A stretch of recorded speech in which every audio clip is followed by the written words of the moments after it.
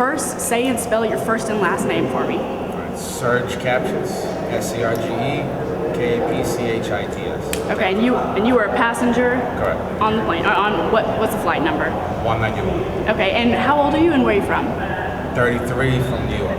Okay, so tell me a little bit about, first of all, this morning you're in flight. What happened and what did you see and hear? Well, it was like a regular flight. It was a brand new plane, so it kind of, it was exciting. And pretty much an hour and a half away from Vegas, we saw one of the pilots leave the cockpit. Nobody really questioned that. You see them go to the bathroom and whatnot. Went to the back, and about 5-10 minutes later, he kind of rushed towards the front of the plane, and he started punching in the numbers, I believe, to get inside the cockpit. At which point, nobody still kind of took attention to it. At which point, the two stewardesses kind of rushed towards him, and they started grabbing his hands and kind of try to get him away from punching in the numbers. And I believe he's trying to get into the cockpit. At which point, he got a lot more aggressive and just started banging on the door, kicking on the door, trying to get inside the cockpit. At which point, kind of everything escalated to a point. Right before that, he actually started yelling, "It's gonna blow up," or "They're gonna blow it up." Not exactly sure what he was referring to or exactly what he was saying. But at that moment, I saw both of the stewardesses kind of got excited about it, and you can see them kind of getting very worried with what's going on with the situation. At which point, they grabbed his hands, and he's kind of a bigger guy, and as far as I hear, he used to be in the service before, so the guy is in shape. And he kind of tried to shake them off. At which point, he started hitting the cockpit and yelling to let him inside of it. At that point, I saw about 2 or 3 guys right next to him jump up, and another like 4 guys rush right past me towards the front of the plane. I see them grabbing him, and one of the guys grabbed, I believe, the mask, the oxygen mask, and they wrapped it around him and kind of put him down. And about like 5 or 6 guys went on top of him, holding him down, and at which point, as far as I heard, he kept yelling, first Iraq, second Afghanistan, then 9/11, and now this. Not sure exactly what now this meant, but about 15 minutes later, we made an emergency landing where the cops took over. At that point, when you started seeing all this happening, did they come over the intercom? What did they tell you guys? The moment when they just put the pilot down, the pilot that was flying the plane got on the intercom and said, for everybody to please come down, we're doing an emergency landing, everything's under control. I don't think he even knew that it was under control, but I believe somebody told him that the guy was subdued. Was there any kind of panic on the plane among the passengers at that point? I think everybody was in shock at first.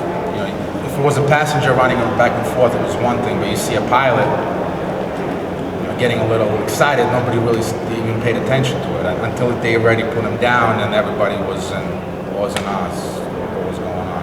So pretty much until the cops were already coming in, I think people started really understanding how serious this was. Okay, and then what happened once you guys landed? What ensued after that?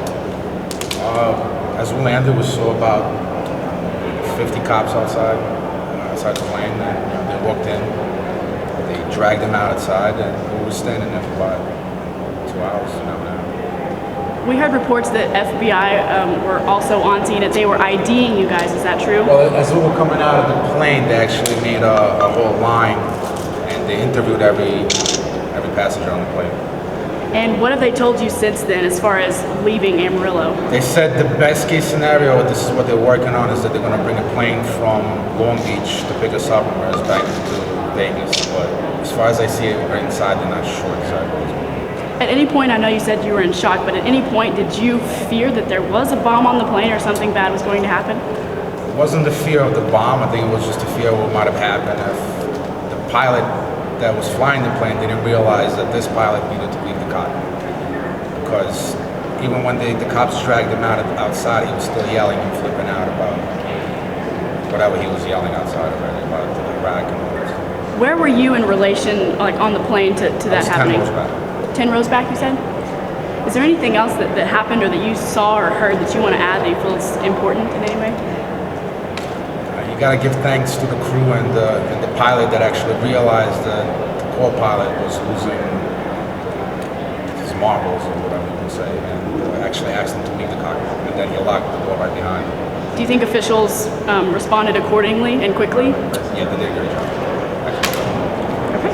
Did the flight attendant ask for the pilot to move straight? I think they panicked, and by them being panicked, everybody who was in front and kind of realized exactly what was going on. By the stewardess' reactions, I think everybody understood there was a big problem. So was it passengers that subdued? Yeah. What's your name? Serge Captions. Please spell it. SCRGEKAPCHITS. You from New York? Correct. Good luck, sir. Thank you. So unless there's anything else you want to add, I think we're done. Spell your last name one more time. Sure. I'm with Oracle DC News Los Angeles, Okay. and we should like to give access to everybody to have it. Can you break down his email address? Yes, sir. What? O Sierra Tango Romeo Echo Sierra AOL.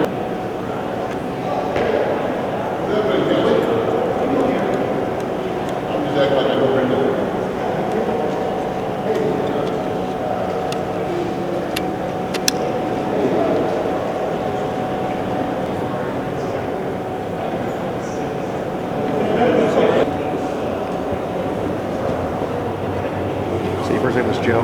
David Gonzalez. Common spelling. D-A-V-I-D. Davidgonzalez.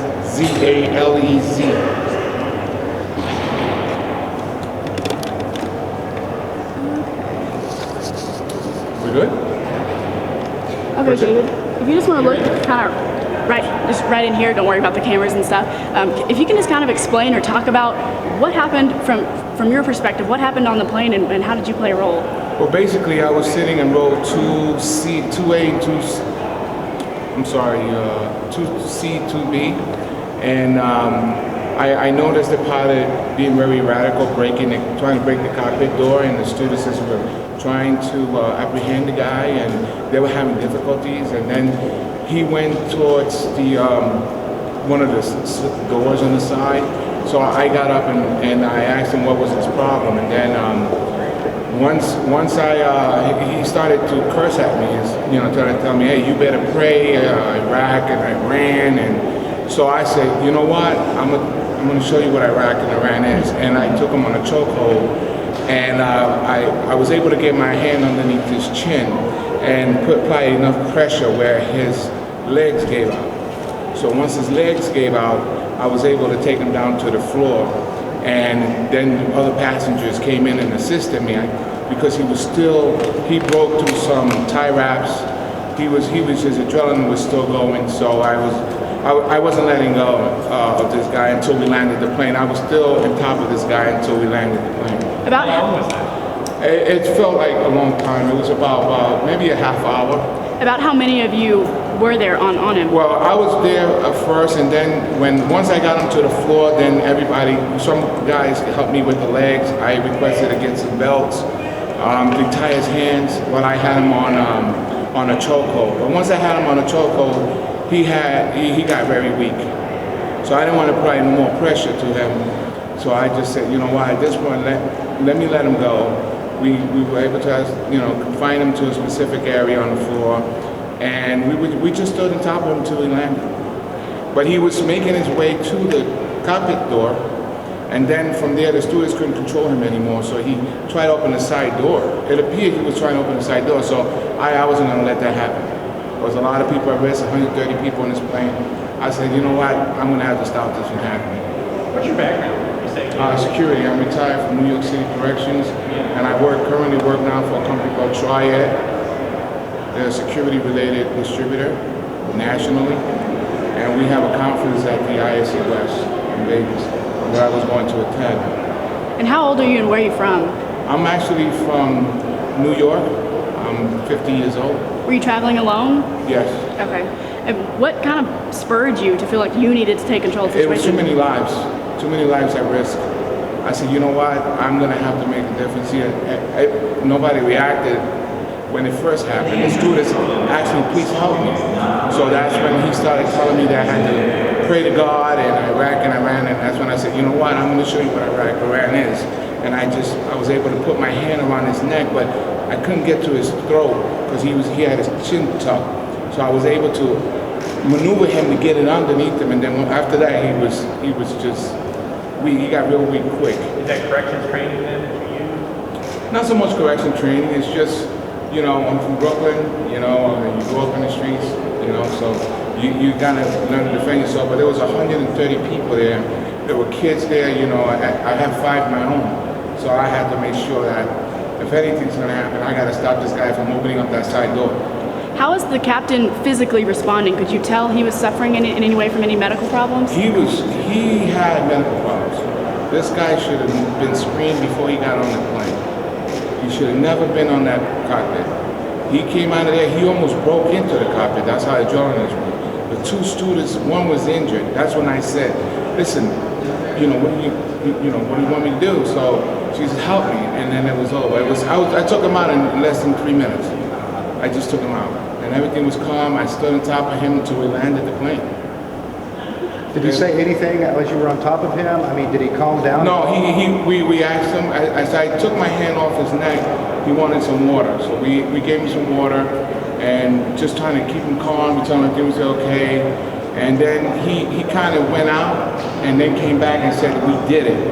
And then he went back out again. I don't know what he meant by that. All I just want to do was, you know, try to avoid I had help, a lot of passengers trying to calm the people. I was just telling them, calm the people down. Let me take care of him. You know, he was a big guy, big pilot, but I had enough help. There was enough passenger to come in and participate in apprehending the guy.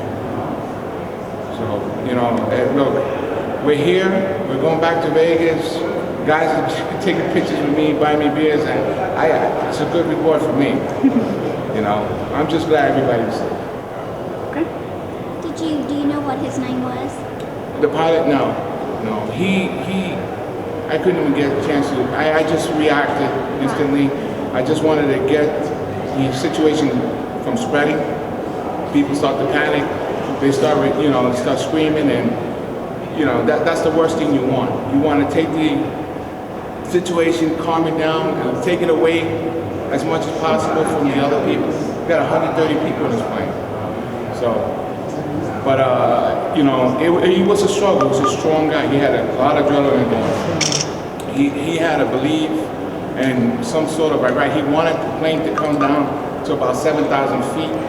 And I'm like, you're not making any sense, man. You know, I'm gonna have to take care of this right now. My challenge